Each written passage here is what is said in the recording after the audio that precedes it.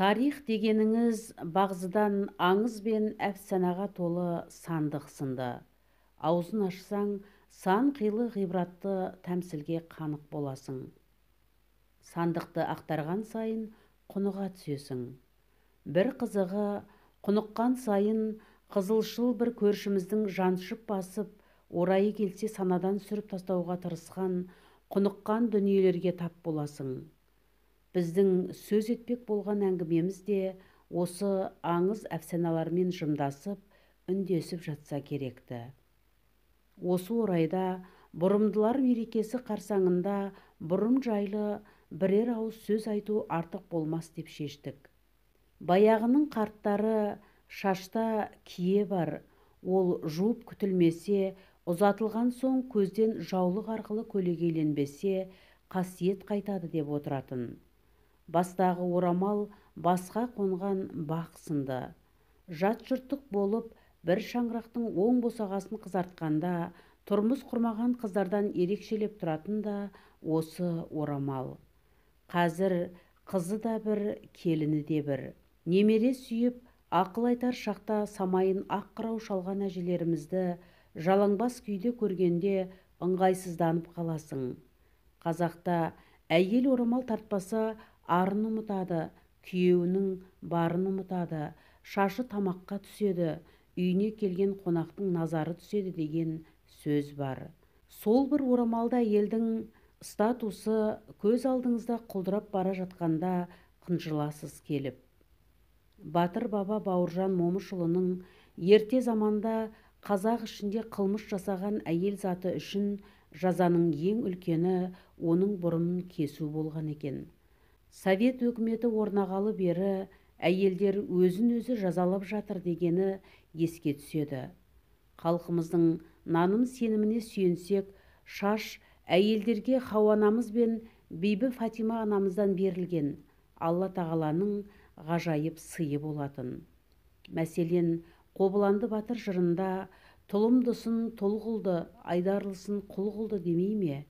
Осындайда Баукеңнің кеңестік кезең қыздары жайлы айтқан пікірін ақыл таразысына салғандай артық кемсіз ақиқат екенін түсінесің. Шамамен осыдан 10 ғасыр бұрын Оғыз Ұлашұлы қазан салор түс көріп шошып ояныпты. Түсінде басынан жайылған шаш көреді. Түс жорушысы билеушінің әлпетін жапқан қалың шаштың қайғы қасірет екенін айтады.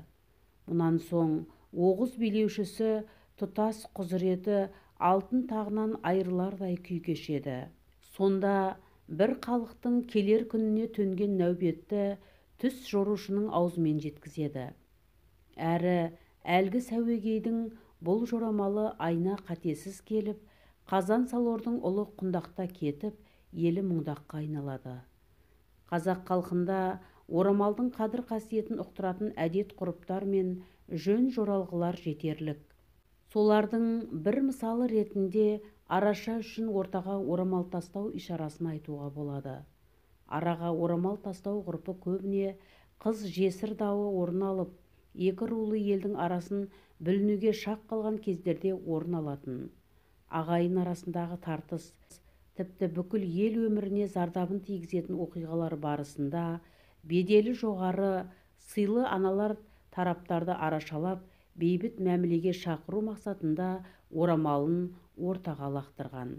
Ал ананы сыйлайтын, ақ жаулықтың қасиетін бағалайтын ер азаматтар әлгі орамалдан аттап өтуді ар санап, оның киесінен тайсақтап, қара күшке емес, сөзге жүгініп, келісімге келген.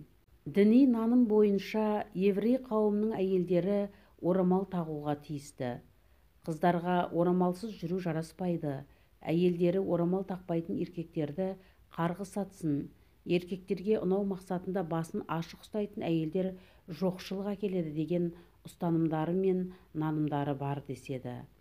Тіпті Яһуди дінінің ұстанымы бойынша әйелдің жалаңбас жүруі жалаңаш жүрумен тең саналады екен. Тіпті орамалсыз әйелдің жанында дұға оқып және басқа да ғибадаттар жасауға рұқсат етілмеген. Алайда тағдыр тәлкегі Еуропамен астасқан еврей әйелдері ортаға бейімделу мақсатында орамалдарын тастап, оның орнына парик тұтынып кеткен. Христиан діні де орамал тағу мәселесіне немқұрайлы қарамайды. Бүгінгі католик дінінің негізгі заңдарында шіркеулерде әйелдерді бастарына орамал тағуға міндеттейтін арнайы баптар бар көрінеді. Әуелден ырым-тыйым тұрғысынан келгенде қазақ екі жағдайда ғана шаш жайған. Бірі елді жау шауып, ел иесіз қалғанда, екіншісі күйеуі мезгілсіз қазаға ұшырағанда әйелдер шашын жайып жоқтаған. Ал бұдан өзге көптің талқысынан өткен тағы бір жайт, өрусіз бос шаштың әр түскен талы аяқ асты қалады. Осыдан соң өрілмеген шаштың қадір қасиеті туралы айтудың өзі артық секілді. Бәлкім, әйел адамның шашына шайтан үйір дейтін жаңсақ пікір осындай жағдаяттан туындаса керек. Шайтан демекші, ертегілерде етек жеңі желпілдеп, үсті басы өрім-өрім болып жүретін жалмауыз кемпірдің, әйел кейіпте көрінетін жынның шашы жаюлы жүрмеуші ме еді? Әсілі шаш жаю бабалар түсінігі бойынша шайтанның ісі болды ма екен? Кім біліпті? Амал нешік? Бұл күні бұрымы түгіл, тілінің қадіріне жете алмаған қоғамда өмір сүрудеміз. Замана ағымымен қазақ әйелінің басынан сыпырылып бара жатқан орамалымен астасып жатқан ұлттың да ұяты жоғалмаса екен дейсің.